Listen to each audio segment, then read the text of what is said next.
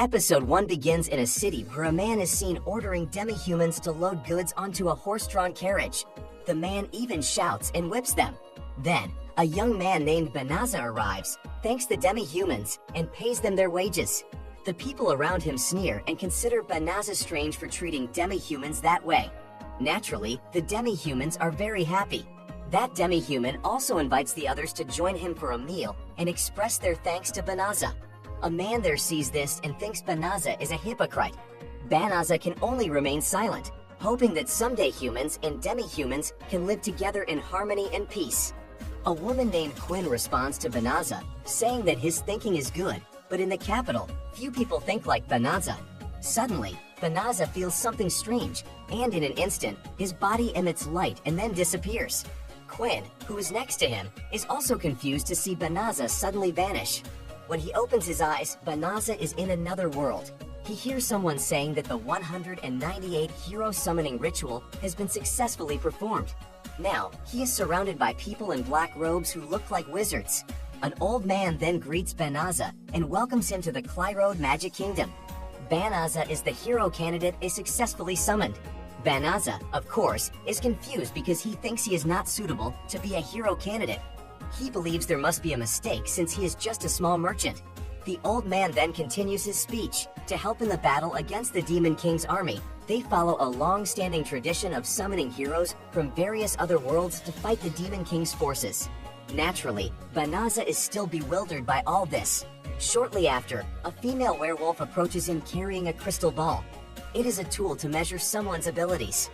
Banaza then placed his hand on the crystal ball. Someone explained that everyone summoned to another world starts at level 1. In exchange, they receive a miracle from the gods, a power unattainable by any race through hard training alone. The crystal ball glowed and Banaza's status appeared. When she saw the status, the woman accompanying Banaza was shocked because Banaza's status showed he was just an ordinary person and had not received any miracle from the gods. Banaza only smiled, having already said that he was just an ordinary merchant. The people there were very disappointed. They considered it an embarrassing failure. Banaza then requested to be sent back to his original world. But before Banaza could finish his sentence, the atmosphere became chaotic as another person had just been summoned and possessed extraordinary status. He was on par with legendary heroes. Everyone there was amazed to see him. The blonde-haired man then looked at Banaza's status, which was nothing compared to his own. He became very arrogant, claiming that he was the chosen hero who would save the world. Everyone focused on the blonde man, ignoring Banaza. The king then proclaimed the blonde man as the hero who would save them. The people in the kingdom cheered loudly. Meanwhile, Banaza could only brood on the palace veranda because no one wanted to listen to him. He just wanted to be sent back to his original world. But that very evening, Banaza was forced into a horse-drawn carriage and driven into a forest. The king told him that the gate Banaza had passed through had closed and was impossible to reopen.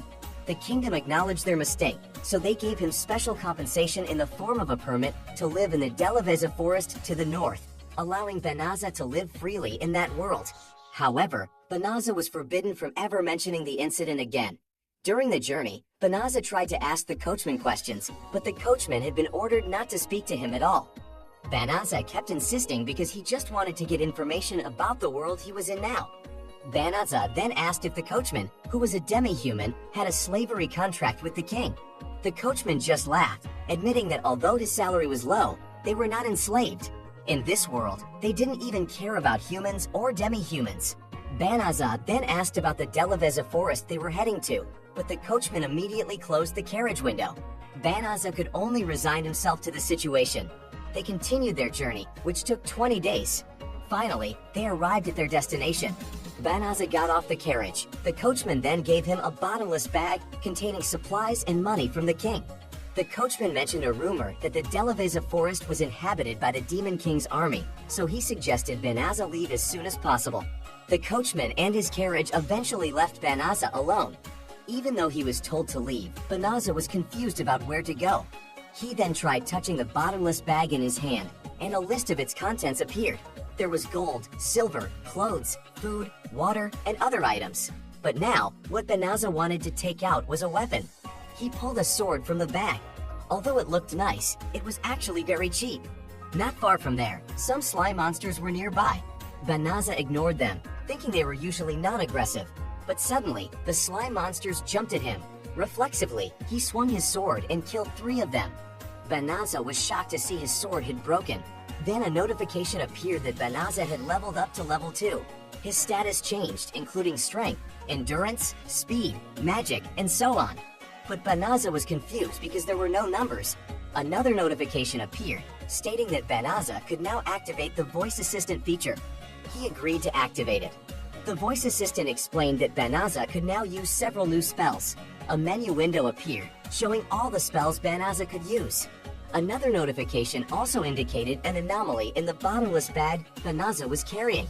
The bag contained location tracking magic, monster luring, and forced recovery spells. Now Banaza understood why the slime monsters attacked him earlier. He had also been given a cheat weapon. Banaza realized that the kingdom had intentionally tried to get him killed. With the help of the voice assistant, Banaza neutralized those spells. Banaza then stepped toward the forest, intending to find a safe place. Suddenly, a warning notification appeared. The voice assistant explained that the Delaveza forest was filled with a dense amount of melicium. Melicium is a substance emitted and spread by the demon race, which is extremely dangerous to humans. The voice assistant then gave the option to purify the melicium. Banaza replied that if he could, he would do it since he was supposed to live in the forest. The voice assistant then explained that the purify magic would require 1/3 of Banaza's magic energy. Banaza agreed because he didn't know his magic capacity. The purify magic activated immediately. Unexpectedly, the magic formed a large magic circle, causing a bright light and strong winds throughout the forest. Banaza was surprised to see it, especially when numerous notifications appeared, indicating his level had increased drastically. Back at the royal palace, the first princess protested to the king, saying what he had done to Banaza was very cruel. The king argued that Banaza was just trash, unworthy of being a hero. An old man then hurriedly approached the king. He reported that he had just detected the use of the highest level of holy magic, purify magic. The king was shocked and pleased, thinking that the blonde-haired hero had used the magic to defeat the Demon King. The king felt very proud, believing his choice was right. However, the old man explained that the purify magic was not cast from the south, where the hero was, but from the northern wilderness. Back to Banaza, the level up notifications continued to appear until his level reached 367. Banaza was puzzled because he didn't feel like he had killed any monsters, yet his level had increased dramatically. He was also confused by the symbols in his status that he didn't understand. Curious about his remaining magic energy, Banaza checked the notifications and saw that his magic energy was rapidly replenishing and was now full again. Banaza thought that his magic capacity must not be that significant. Now, Banaza was confused because he was still worried about staying in the forest, but he was also forbidden from living in the city. Then a notification appeared, offering the use of shapeshift magic. Banaza immediately agreed, as it was the best option to avoid being recognized in the city. First, Banaza tried selecting the female gender option. However, after trying it, he changed his mind and chose to remain male. His appearance changed, and no one could tell he was Banaza. Another notification appeared for using teleportation magic to the city. Banaza agreed to use it. Instantly, he was now in the city. Banaza was amazed because, in his original world, teleportation magic could only be used by great wizards. The thought crossed Banaza's mind to use teleportation magic to return to his original world, but when he tried, it didn't work. The first thing Banaza thought about was earning money to survive in the city. He decided to find an adventurer's guild to take on quests that would earn him money. Banaza then decided to register himself. He signed up using the name Fleo to keep his true identity hidden. After registering, Fleo immediately looked for quests that could earn him money. While he was feeling confused, a little girl suddenly appeared, asking for an escort to Delaveza Forest. She promised a reward in the form of money she carried in a small pouch. Everyone she approached declined because they were afraid of the Demon King's army in the forest, and the reward was too small. The little girl said she wanted to help her family who lived around the forest. Seeing this, Fleo felt pity and offered his assistance to the girl. Fleo mentioned that he had been to Delaveza Forest before, and with teleportation magic, it would only take a very short time. Instantly, everyone in the guild looked at Fleo in surprise. They were suspicious of Fleo, thinking he was a fraud. They believed there was no way Fleo could perform teleportation magic. Fleo was puzzled because he thought teleportation was a beginner-level magic.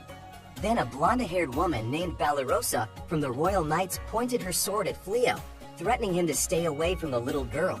She didn't believe Fleo could perform teleportation magic, as he didn't look like a powerful wizard. Even Balarosa's companions were also suspicious of Fleo, thinking he was planning to deceive and commit a crime. Fleo was worried that he would be marked by the kingdom, so he invited Balarosa and her friends to join him elsewhere.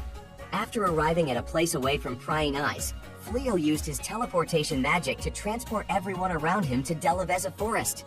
Naturally, they were all shocked. Balarosa and the others then apologized to Fleo for doubting him. The little girl who had asked for help earlier suddenly walked towards the forest, confused because there was no longer any Militium there. Previously, the Militium had been very thick. There wasn't even any presence of monsters at all. Fleo was about to reveal that he had used Purify magic there, but a warning suddenly appeared, advising him not to mention Purify magic to the demon race. Of course, Fleo was bewildered. Then Balarosa pointed her sword at the little girl, as did her friends, who seemed ready to attack. Balarosa explained that there had been reports from the guild about a suspicious little girl recently asking to be escorted to Delaveza Forest, even though everyone knew it was inhabited by the Demon King's army. Initially, the little girl looked scared, but then she smiled and revealed her true form. The little girl transformed into a large white-furred wolf, identifying herself as Fenris, the sister of Fengarel, one of the 4 generals of the Demon King.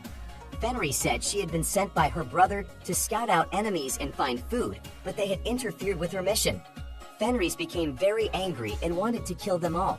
She then released Militium, causing Balarosa and her companions to collapse helplessly. Only Fleo seemed unaffected by the Militium. Fenris planned to eliminate Balarosa and her friends first before dealing with Fleo.